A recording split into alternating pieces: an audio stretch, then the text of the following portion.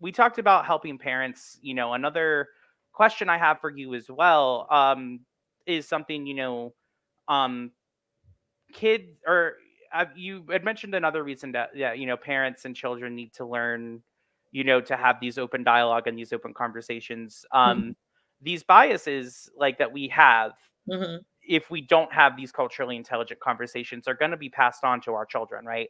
So I've noticed over the years, kids from different backgrounds have mhm, said some things to other kids, mhm, whether it be a kid of a different race, mhm. a kid of a different uh background, Mhm. a different gender, a different gender Yeah. identity, a different nationality, Mhm. different orientation of whatever capacity, Mhm. um, say some incredibly disrespectful and hateful Mhm. things to them, Right. and bullying and everything. So, Mhm. do we think that cultural intelligent conversations can help maybe, as we finish anti-bullying month, do you think that those conversations can help with that? Absolutely. They need to. And, most of our kids, I'm not blaming parents, Right. but if you trace where behaviors come from, sometimes it's coming from what parents have allowed Right. and what conversations have been had around the dinner table where the kids are sitting there listening to adults have these conversations, right? Right. And so these things is what ends up with a child being in school and bullying another child. My own son has gone through that where some things were said of my child which were absolutely hurtful, but when you look back, that wasn't language that the child at that age would know for themselves.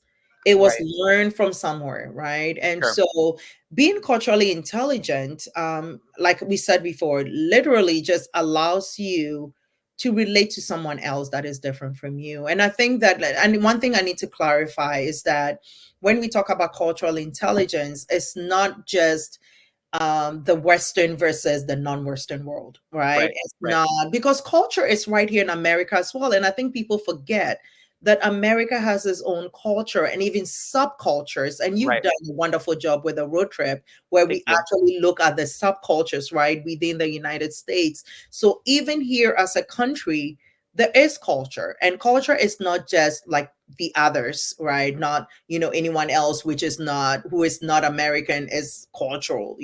So I Right. want to clarify that it's how we even relate to ourselves. How does someone from the East Coast relate to someone from the West Coast? That matters because in its simplest definition, culture is the way a group of people live and what they believe and what their norms are. That is culture, right? And so absolutely, we have work to do, especially as parents, as educators, and Yeah. even the work we do with culture encounters is promoting the idea that we need to start looking outside of ourselves and trying to reach across and connecting in a meaningful way. And I want to stress that word meaningful Right. because that is where you humanize the culture. And I Yes. think that sometimes we don't humanize culture. Sometimes when we think of culture, we just think, oh, that dance is cultural or that piece of art is cultural. But culture has a face. Culture is you and I, right? This is culture. You and I having this meaningful conversation right now Hmm. is being culturally intelligent. I'm learning from you and your background. You're learning from me and my background. Would we agree on everything? Absolutely not. We won't. But can we be respectful and treat each other right as humans? Can the golden rule apply here? Yes, For it sure. can, For sure. right? And so I think that when we get to humanize people, that helps with bullying, that helps with all the name calling and all the things that happens. The other we've been talking about, all that happens because we are not humanizing each other And and not we're listening, hiding behind all these other things that we tend to call culture, and all the data and the statistics and the boxes that we just need to check is what we're going for. But at the end of the day, we're human. That's Right. all it comes down to. Absolutely. And I think that that's really important. It mentioned in kind Absolutely. of going back to our Halloween conversation a Yeah. little bit. So, like, you mentioned, the iconography of Yeah. Halloween would Hmm. be would be seen one way in Ghana. Mhm. And other places it would be seen differently. Like, Mhm. for example, I am big into heavy metal music, right? Mhm. And Yeah. uh there is a heavy metal community. Mhm. And it's not one size fits all, Yeah. not Yeah. everyone is the same in that community. Right. But you'll have these people with, tattoos and piercings and wearing t-shirts with a lot of this Mhm. like iconography on it. And Right. you go to these shows and you'll be having conversations and be best friends with someone you've never met before, Mm. and the bands will be encouraging that unity because we all are united by a our love for this music, and Yeah. b other members of society have told us we don't belong based on the Mm. fact that we love it, so we Yeah. found a community with each other. Mhm. And it's really kind of a cool thing. But Yeah. the point is humanizing it, right? These Yeah. aren't just Yep. caricatures. You're not a Mhm. caricature because you listen to a certain type of music, Right. or like a certain brand or whatever it may Mhm. be. Right. You're a human being. And Yes. this kind of, sorry, I made that connection in my brain while we were talking. Mhm. And it made total sense for me. The punk rock community too, Yeah. very, very positive Mhm. community, very open-minded community. Mhm. Um, because they all know what it feels like to not be appreciated or Mhm. not be accepted. Mhm. And I'm not trying to say that people, who are in these sub communities can relate to Yeah. someone who's an immigrant Yeah. being shunned or bullied, because they can't. Mhm. It's different. It's different. Um, Yeah. it's different, but Mhm. the point is we're all humans, right? And we all Exactly. need to, be listened to and be Yeah. respected, Yeah. and not be treated as an other. Yeah. Um, so kind of on that moment, what we've said we need to help our children be more culturally intelligent. Mhm. So what are some things as a parent of two children that you've noticed that we can do, Mhm. whether it be from a parental perspective or Mhm. from an educator's perspective? Yeah. What can we do societally to help people be, or help our children Yeah. be more culturally intelligent? What can we do? Great question. I think it starts with us as parents, right? Right. So we need to model that for our children. So what does that mean? That means that you as a parent may need to become more open-minded, try food that is different from yours, Hmm. try recipes that are different, right? So when you're cooking dinner, can you try something else that you typically wouldn't cook culturally, right? Can you try learning a new language? Now there are all these online apps that you can get on and try to learn a language. So it starts with you as a parent. You model that. You go to ethnic restaurants if you've never been, right? Or go to the folk festival if you live in Richmond. That's awesome, right? Yeah. But begin to model that. Let your children see you engaging on that level. I honestly believe that when you lead by example, that covers a lot of things for you as a parent because your children will watch you do it and try to copy that as they grow up. Another way to engage with a culture that is different from your own is find neighbors who are different from you. Right. Again, we've established that culture doesn't just mean someone from another country. It could be someone from another part of the United States, right? Or someone who is of a different race, who lives down the street from you. Invite them to dinner if you would like to. That is how you connect, right? Or have conversation, connect with them in a deeper way. And so you as a parent is where it starts. It all starts and end with you as a parent. And then once you do that, you start encouraging your children and bringing them along. Another fun way, I have a friend now who takes salsa lessons twice a week. But that is a way she engages with a culture that is different from her, right? So she would go and I think it's like $5 or $10 each week, and she takes dance lessons, right? And That's now cool. she's listening to Latin music and just connecting on that level. I think it's beautiful, but there's so many things around us, right? Now there is YouTube, right? And there's everything you can find on YouTube. Let me give you the story, and I think I've shared it before in one of our conversations. But my mother came visiting last year, and I took her to the nail salon, and the lady who was working on my mom's nails is from Vietnam, and we started talking, and then she heard me speak my language with my mother. And so she turned and she said, "Hey, where are you all from?" And I said, "Ghana." And she was like, "Oh, cool. I would like to eat some fufu and some light soup." And she said it. I thought she had been to Ghana the way she said it. And she was like, "Oh my gosh, I can't wait to have some fufu and some light soup." And she was like, "Oh, throw some good meat in there." And she's just going on. And I'm thinking, "You've been to Ghana," because she was Mhm. that specific, right? And so I Right. said, "Oh, have you been to Ghana, or do you have friends from Ghana?" She was like, "No, I just saw it on TikTok."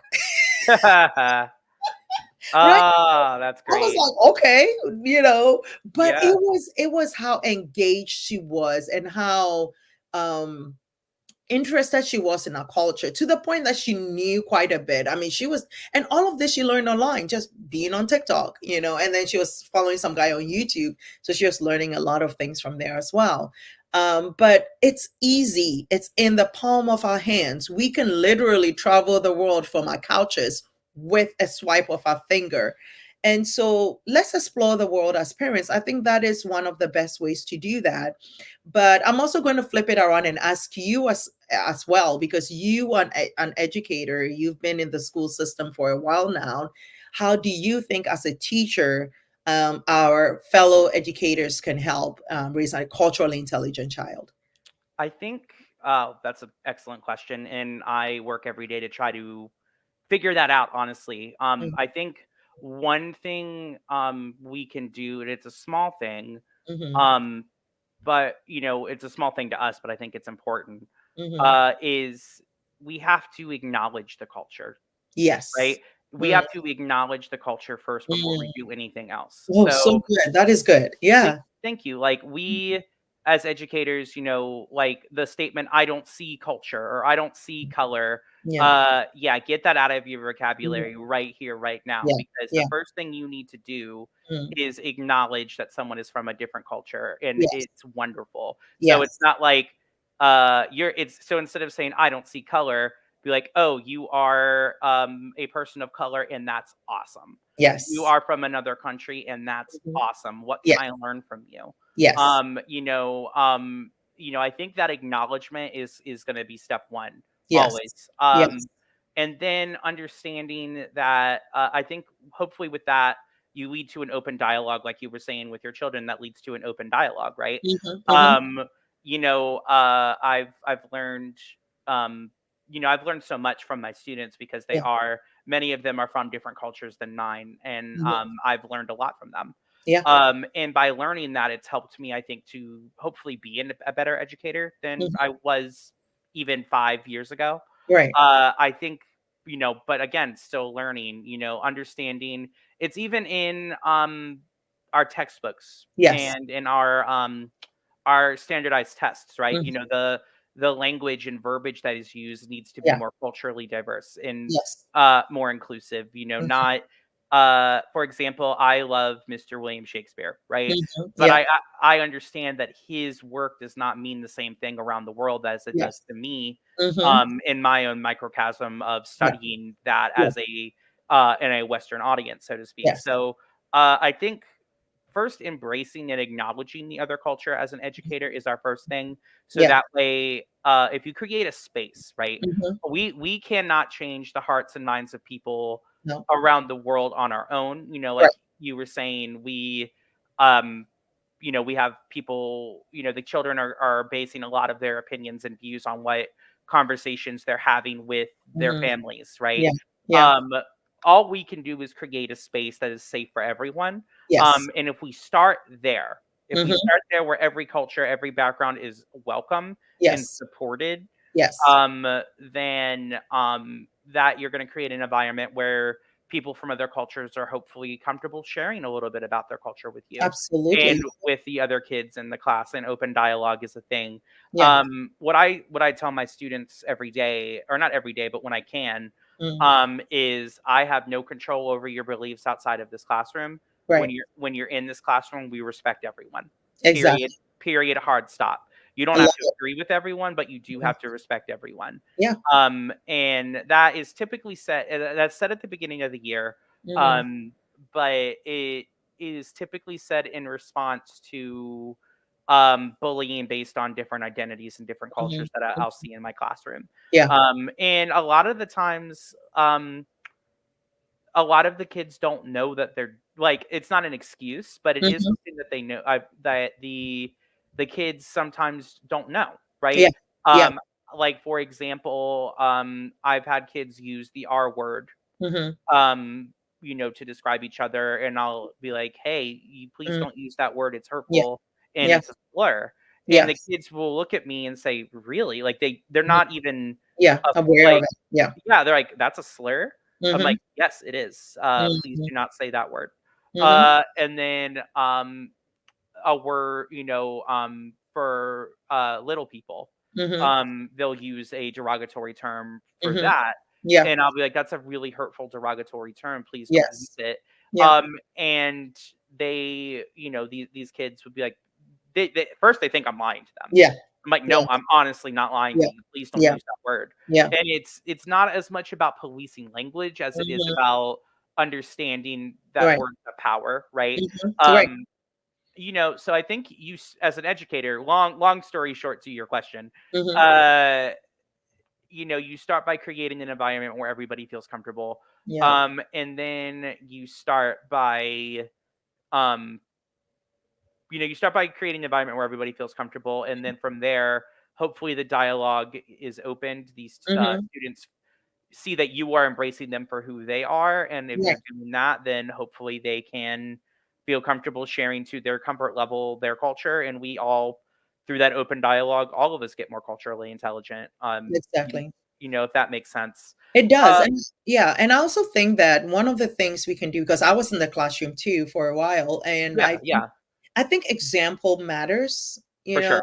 and I would see in books where if the examples were the Susans and the Johns, like names like that, right? Oh, And then for you have sure. a child who is not relating to those names and that culture. Like I always tell the story when I was growing up in Ghana, we were always taught that A was for apple, right?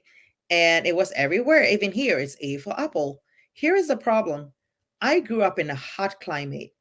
Apple wasn't common. Like I did not taste an apple until maybe I was like in my teenage years. Oh, wow. That was Okay. when Apple started coming in. And even till this day, there is Apple, but Apple is coming in from South Africa, which is a cooler climate.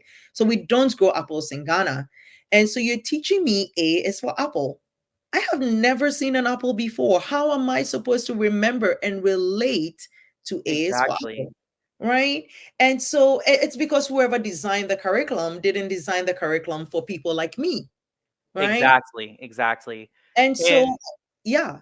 And so I yeah. believe as educators, we do have the responsibility to Mhm. make sure that everyone is seen and heard in our Yes. classrooms and that the examples are applicable to everyone else, and that if we're going to be talking about, let's say, vacation, and we know fully well not every child in this class is going to take vacations, then should we be talking about vacations to the Bahamas or wherever when we know how these kids are going nowhere over the summer, right? Right. And so there is a need to be culturally minded, and I feel like this work we do even here at culture encounters is bigger than us because it Absolutely. takes everyone to raise a culturally intelligent child. I grew up in a culture where it was an entire community raising a child, so it's Right. not just the parent raising a culturally intelligent child, it's the responsibility of the schools as well to make sure that that conversation is happening even in the classroom.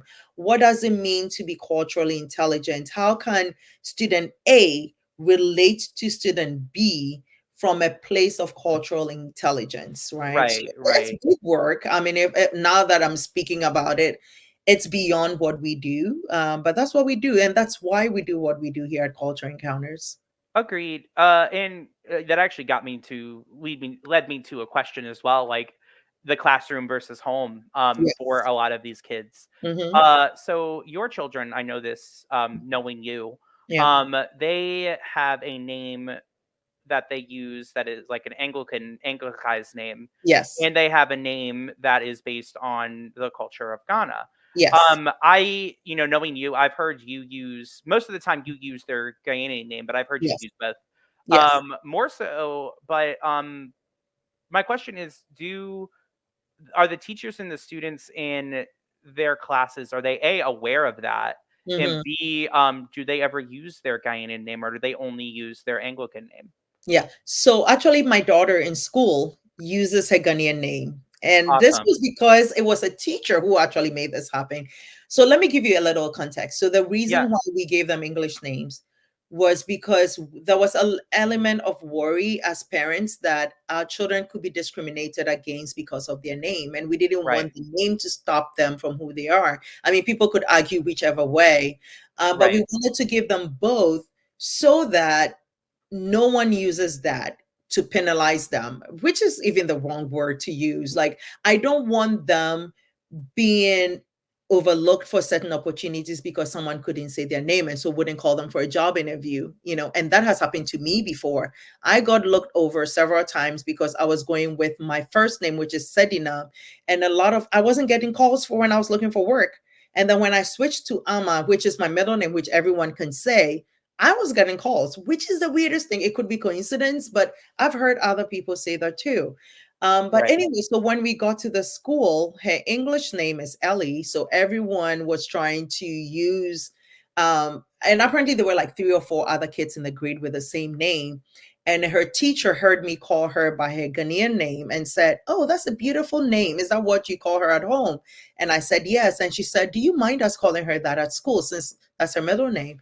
And I said, "Sure." So she's gone by that name. So she goes by her African name at school. Now, here is the funniest thing. She keeps a list of people of the way people have mispronounced her name. I mean, my daughter. She is a hoot. Hilarious. She's Yeah, hilarious, she's right? got all of your, like, quirky humor. That's, She like, does. the thing I think you've given your daughter. But That's the gift that keeps giving. yeah, That's what it is. for sure, So for she sure. keeps a list, like everyone who has butchered her name, she actually writes it down and she grades it. So there's one that gets a score of 10 because it's so bizarre and so Oh my away from how gosh. you say the name. And it goes all the way down to like a 1 because they didn't even try. But Mhm. she has a way of making humor, putting humor around that. Our son goes by his English name. And I'm not even sure if that was intentional. I guess we just wrote it and everyone just went with it. Mhm. But then now that he's becoming a teenager, he actually thinks his African name is cool. So actually has a nickname, which is a derivative of his African name. And now that's what he uses. And so Really? he's Cool. beginning to embrace that too. That's His awesome. friends, yeah, a few of his friends are beginning to call him that, and now he thinks it's cool. But yeah, it's a challenge, especially in a culture where you really, even my name, even Amma, right? So the way you say it is Amma, right? And people can't say it. Then I started introducing myself as Amma, and I'm like, no, but that's not it. It's Amma, right? But it's one thing I would say about the United States. I'm not sure about other countries, but I've lived here, so I can speak to that, is that America forces you to assimilate instead of integrate. It's And there's true. a difference, right? Well, and So, even, yeah, like, go ahead. and on that note, like, Mhm, historically in America, people would change the spelling of their names mhm. based on what group was being othered. Yeah. Like, in the aftermath of World War II, a lot Mhm. of people in the Jewish population would change Yeah. their name, Yeah. and before that as well, and Irish families and Italian families Mhm. would do the same thing. Yeah.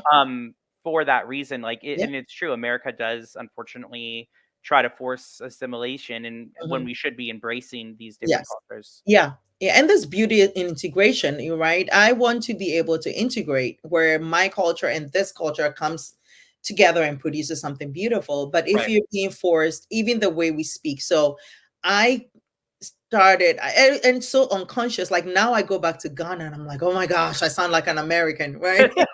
Right.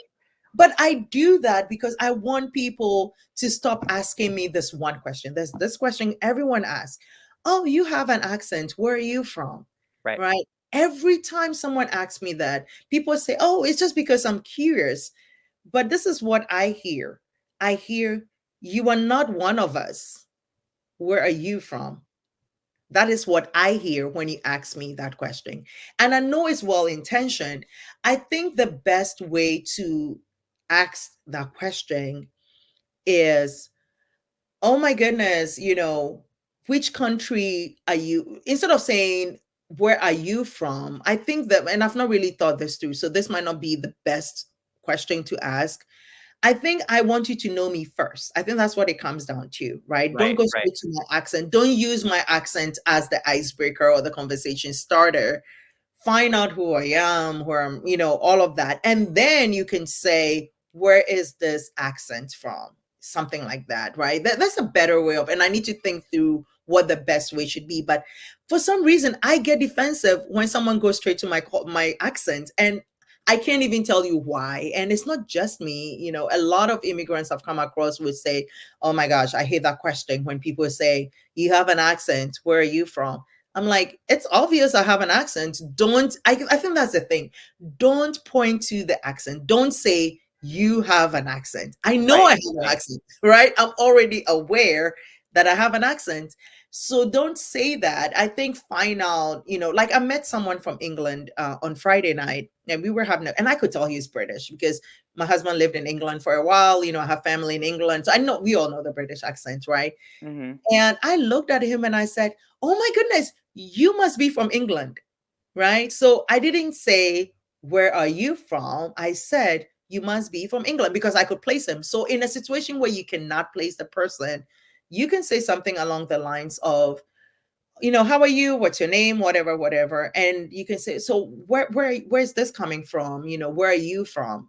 I don't mind telling you where I'm from, but when you have to point out my accent to me first, what I'm hearing is that I am the other, right? And I don't want to be the other. Let Right, me know, right. what do you think? Well, you tell me what you think No, about that. I agree, and it got me thinking. We're talking about cultural intelligence, Hmm. in that the conversation. You had mentioned that it is offensive to you when someone asks that right off Hmm. the bat, Yeah. even if they're well intentioned. It got me Yes. thinking about the idea of cultural dissonance, and Mm, if that's a whole nother, like, I feel like, rabbit hole yeah. of a conversation of cultural dissonance, and like Yeah.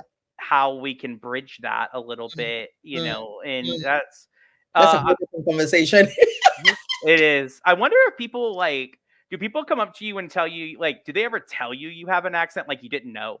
Be Yeah. like, "Hey, you Yeah.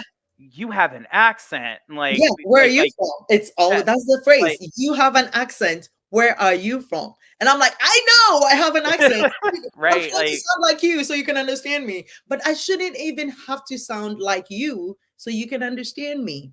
right, Right? right. Because I'm speaking English too. For It sure. might be a heavier accent.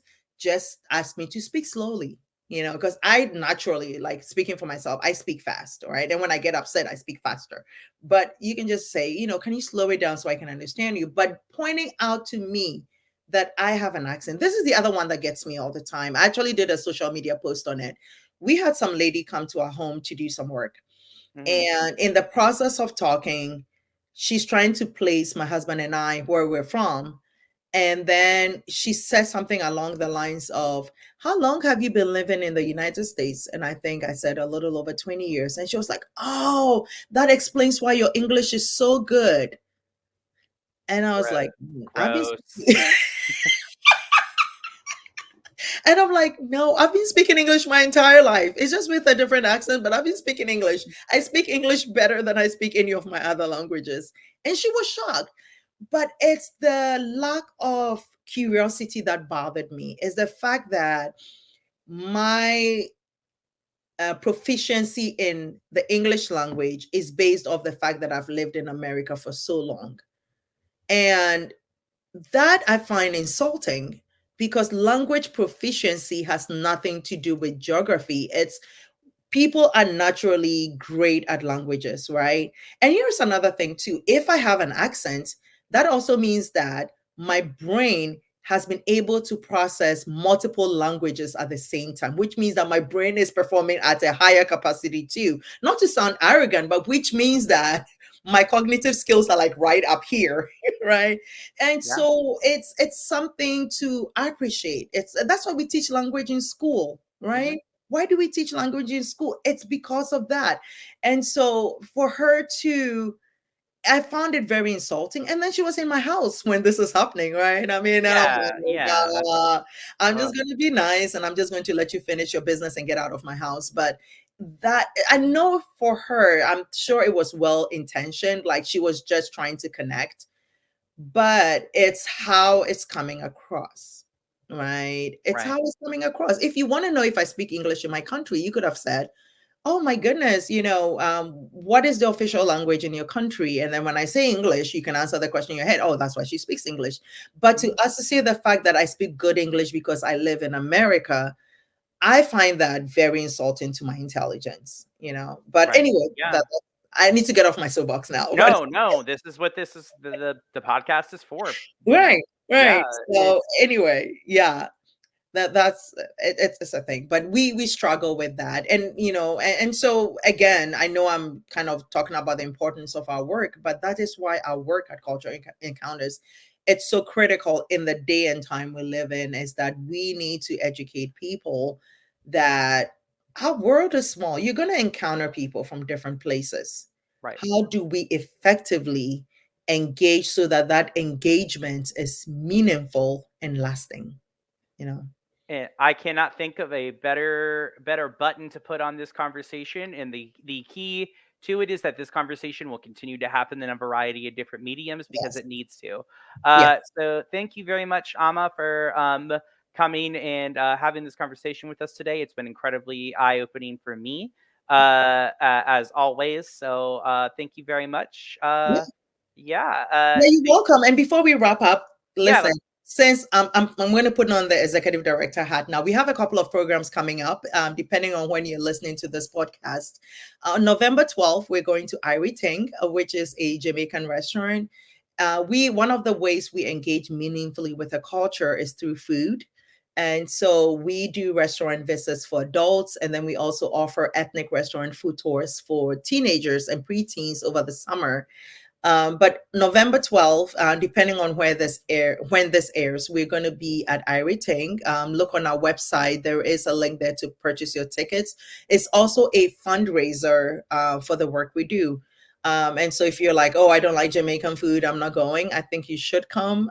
There will Yeah. be music. There's steel drum music there. There'll be live music. There is also a cultural presentation where we learn more about the Jamaican culture, and then there's also going to be food tasting. Irie Ting is a really great restaurant. They're very authentic with your dishes. And I feel like that would be a great way to connect deeply with the Jamaican culture. And then on December the Real quick, 6th, real quick, Amma. Sorry. Piggybacking off of that, if you go back and look in our archives, we actually have a conversation with the owner of Iriting. If you yeah, want to learn more about the Jamaican culture, I highly recommend listening to that. It was a wonderful conversation. it was. And It- Patricia is such an awesome woman, just being true to herself and doing what she does. So please come out. To support her, but also part of the proceeds from that event comes to support our work as well. So it's a fundraiser. So we hope to see you guys there. And then on December 6th, we're going back to the Mantu again. Chad interviewed the owner of the Mantu. Mhm. Look in the archives, there is an interview from him as well. The Mantu is an Afghan restaurant, and he talks about his Afghani culture and how he grew up under the Taliban rule and how he was able to get out of that situation. He, at 9 years old, was a breadwinner of his family, and it's a story of how he's overcome so much adversity in life. And it's a story that resonates with people, depending, regardless of your walk in life. But I feel like he has such an incredible story. He is also a poet, and people don't know that about him. But he will share some poetry. There would also be live music on that day as well. It's a Wednesday night, December the 6th. So hope to see you in one of these events in person. If you live in the Richmond area, we highly recommend that you come Yes, to one of please. those events, please. So, Chad, thank you for your time with me. No, I really appreciate awesome. that. Yeah. This has been incredible. Thank you guys Yes. so much, and we'll see you next time. Yeah. See ya. Bye. Bye.